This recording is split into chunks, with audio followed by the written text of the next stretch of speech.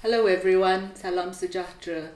My name is Mariam Mokhtar and today we've got Fahmi Reza, the political graphic designer from Malaysia. He is no stranger to controversy and today, on behalf of the Monsoons Book Club, we will be asking him a few questions about political activism in Malaysia. Hi Fahmi, welcome. Hi Mariam. In many countries, art has been used as a medium of protest to bring about change, especially in Indonesia and South America. Artists, all disciplines, writers, creative designers, they are more powerful and influential than they realize. And through their art, the corrupt have been exposed and the powerful brought down. Can change come through art in Malaysia, or is it a very slow process? Ya, kalau kita lihat sejarah, gerakan-gerakan sosial, sejarah perjuangan rakyat, kita boleh nampak seni mainkan peranan untuk bangkitkan sedaran rakyat.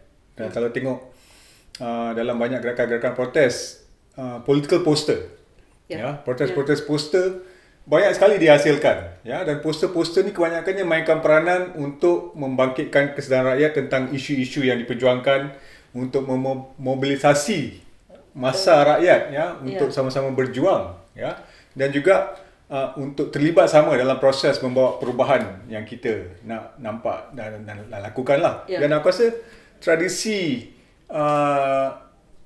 perjuangan menggunakan seni ni, memang kita boleh lihat berlaku di banyak tempat dan banyak negara lah.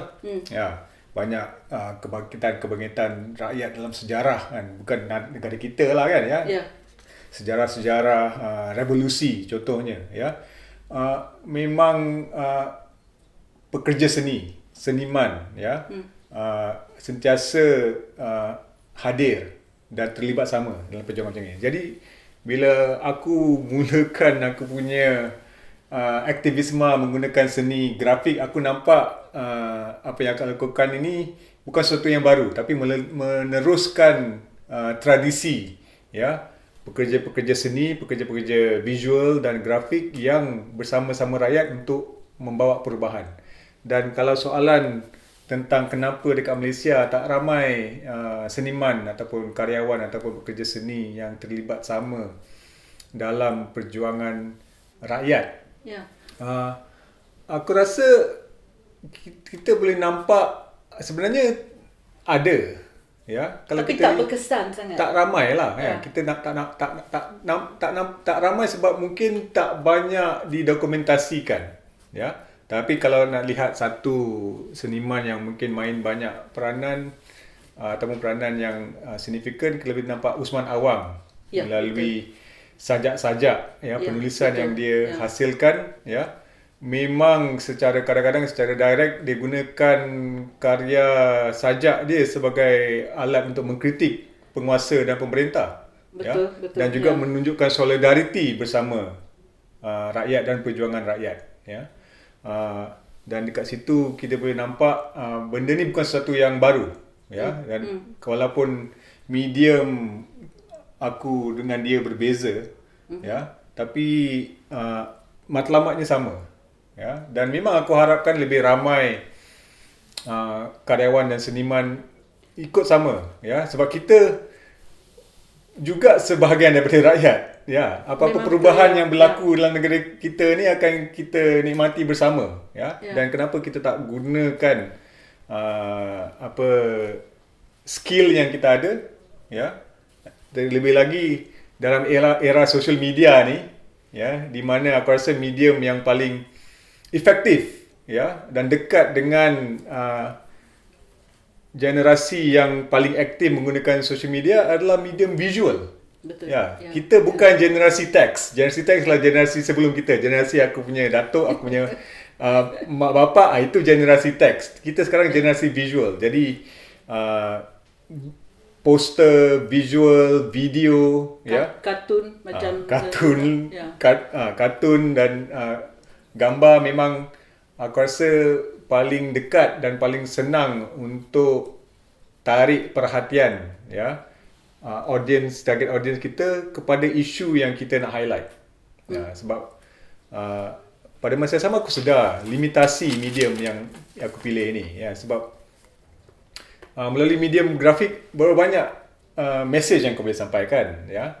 Ya, tapi di situ kita boleh aku sendiri sedar, ya.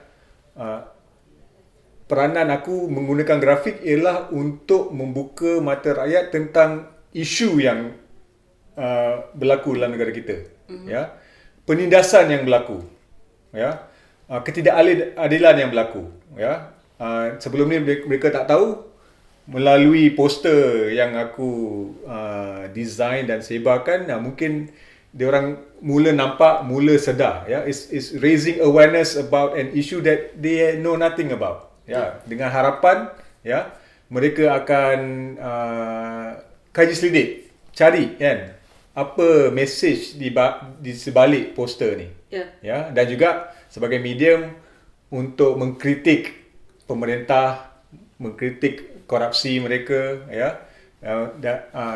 Juga aku gunakan satira lah, di mana humor boleh mainkan peranan yang aku rasa agak efektif, ya, dalam mengurangkan rasa takut rakyat untuk ambil bahagian. Dan aku rasa itu salah satu faktor juga kenapa tak banyak seniman yang ambil bahagian, kerana aku rasa masih ramai yang takut.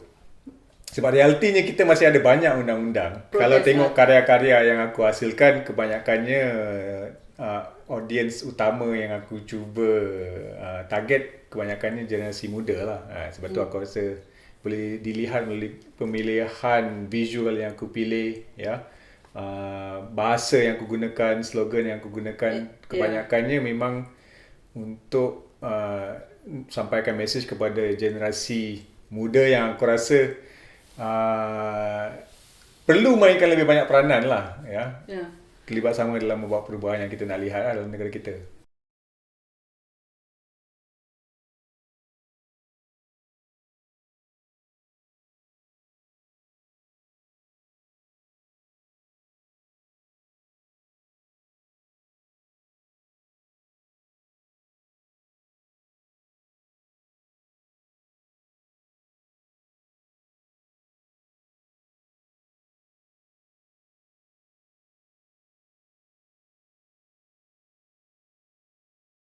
Kalau anda suka video saya, sila tekan like dan subscribe pada channel YouTube saya. Pertimbangkan menyertai laman Patreon saya. Terima kasih.